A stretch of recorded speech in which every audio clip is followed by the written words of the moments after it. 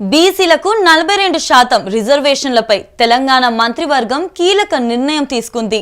పంచాయతీల్లో రిజర్వేషన్పై గత ప్రభుత్వం విధించిన పరిమితిని ఎత్తివేస్తూ జియో జారీ చేయాలని నిర్ణయించింది. దీని ఆధారంగా ప్రభుత్వం బీసీలకు 42% రిజర్వేషన్లు కల్పించనుంది. ముఖ్యమంత్రి రేవంత్ రెడ్డి అధ్యక్ష తన తెలంగాణ మంత్రివర్గం సమావేశమై పలు కీలక నిర్ణయాలు తీసుకుంది. గవర్నర్ కోటాలో ఎమ్మెల్సీలుగా కోదండరాం, అజారుద్దీన్లను ఎంపిక చేయాలని తెలంగాణ కేబినెట్ నిర్ణయించింది. గతంలో అమీర్ ఖాన్కు అవకాశం ఇచ్చిన కాంగ్రెస్ ప్రభుత్వం ఈసారి ఆయన స్థానంలో అజారుద్దీన్కు అవకాశం ఇచ్చింది. ఈ మేరకు కోదండరాం, అజారుద్దీన్ల పేర్లను సిఫార్సు చేస్తూ గవర్నర్కు పంపించింది. దీనిపై మరింత సమాచారం మా యూటీవీ ప్రతినిధి కిరణ్ రెడ్డి అందిస్తారు. అజారుద్దీన్ని ఎంపిక చేయడానికి ఎమ్మెల్సీగా దానికి కారణం ఏమై ఉంటుందంటారు? ద్రాక్షాయిని తెలంగాణ కేబినెట్ ఈ రోజు సంచలన నిర్ణయం తీసుకుంది. సీఎం రేవంత్ రెడ్డి అధ్యక్షతన సమావేశమైన కేబినెట్ ఎమ్మెల్సీలుగా కోదండరాం, మొహమ్మద్ అజారుద్దీన్ ఇద్దరిని ఎంపిక చేశారు. గతంలో సుప్రీంకోర్టు స్టే ఇచ్చింది. ఈ ఎమ్మెల్సీలపై వివాదం కొనసాగుతా ఉంది. అయితే బీఆర్ఎస్ హైకోర్టులో పిటిషన్ అయ్యగా హైకోర్టులో సింగిల్ ధర్మాసనం ఆ పిటిషన్ కొట్టేసింది. అయితే బీఆర్ఎస్ కు సంబంధించిన ఎమ్మెల్సీలు దాసోజు శ్రావణ్ సుప్రీంకోర్టును ఆశ్రయించారు. సుప్రీంకోర్టును ఆశ్రయించగా సుప్రీంకోర్టు హైకోర్టు ఇచ్చిన మధ్యంతర ఉత్తర్వును సస్పెండ్ చేసింది.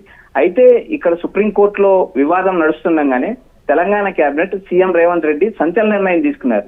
అయితే మొహమ్మద్ అజారుద్దీన్ ను జూబ్లీహిల్స్ ఉప ఎన్నికలు ఉన్నాయి. అక్కడ మాగంటి గోపీనాథ్ చనిపోవడంతో జూబ్లీహిల్స్ బై ఎలక్షన్ జరుగుతున్నాయి. అయితే ఇక్కడ ప్రధానంగా జూబ్లీహిల్స్ ఎన్నికల నేపథ్యంలో మొహమ్మద్ అజారుద్దీన్ సీట్ ఇవ్వాల్సిన పరిస్థితి ఏర్పడింది. ఎందుకంటే గతంలో ఆయన సిట్టింగ్ జూబ్లీహిల్స్ అసెంబ్లీ నుంచి పోటీ చేసి ఓడిపోయారు. ఇప్పుడు అక్కడ అతను టికెట్ సర్వసాధారణంగా ఆశించాడు. అయితే ఇక్కడ కాంగ్రెస్ అధిష్టానము కీలక నిర్ణయం తీసుకుని మొహమ్మద్ అజారుద్దీన్ ను ఎమ్మెల్సీగా ఎంపిక చేసింది. అయితే అమీర్ అలీ ఖాన్ ను గతంలో కాంగ్రెస్ పార్టీ ఎంపిక చేసిన స్థానంలో ఇప్పుడు మొహమ్మద్ అజారుద్దీన్ ను ఎమ్మెల్సీగా ఎంపిక చేశారు. అయితే గతంలో కోదండరాం ను ఎమ్మెల్సీ చేశారు. మరొకసారి మళ్ళీ తెలంగాణ కేబినెట్ అటు మొహమ్మద్ అజారుద్దీన్ ఇటు కోదండరాం ఇద్దరిని ఎమ్మెల్సీలుగా నామినేట్ చేసింది. ఈ తెలంగాణ ప్రభుత్వం తీసుకున్న నిర్ణయం రాజకీయాల్లో సంచలనమైంది. ఎందుకంటే సుప్రీంకోర్టు తీర్పు నేపథ్యంలో ఓయూకెళ్లి సీఎం రేవంత్ రెడ్డి కేవలం 15 రోజుల్లో నేను మళ్ళీ కోదండరాంను ఎమ్మెల్సీ చేస్తానని చెప్పి అక్కడ బహిరంగంగా మాట్లాడాడు. అదే విధంగా అక్కడ ఏదైతే బహిరంగంగా మాట్లాడాడో నేడు ఈ రోజు తెలంగాణ కేబినెట్ లో నిర్ణయం తీసుకున్నారు. మొహమ్మద్ అజారుద్దీన్, కోదండరాం ఇద్దరిని ఎమ్మెల్సీగా ఎంపిక చేశారు ద్రాక్షాయిని.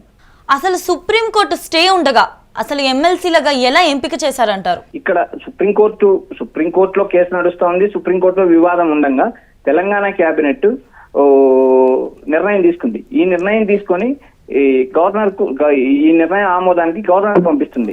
ఈ గవర్నర్ కు సుప్రీంకోర్టులో కేసు పెండింగ్ ఉండగా తెలంగాణ కేబినెట్ ఇచ్చిన నిర్ణయాన్ని అమలు చేస్తారా లేదా అనేది రాజకీయాల్లో ఉత్కంఠంగా మారింది. అయితే ఇక్కడ వివాదం ఉండగా ఒక రాజ్యాంగ పదవుల్లో ఉన్న సీఎం రేవంత్ రెడ్డి ఈ నిర్ణయం తీసుకోవడం సంచలనం కలిగిస్తుంది. ఇటు సుప్రీంకోర్టులో కేసు కొనసాగుతూ ఉండగా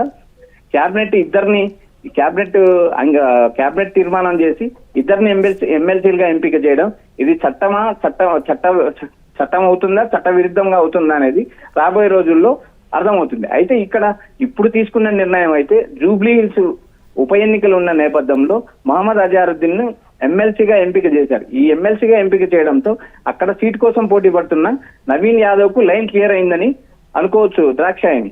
థ్యాంక్ యూ కిరణ్. గవర్నర్ కోటాలో ఎమ్మెల్సీలుగా కోదండరాం, అజారుద్దీన్లను ఎంపిక చేయాలని తెలంగాణ కేబినెట్ నిర్ణయించింది.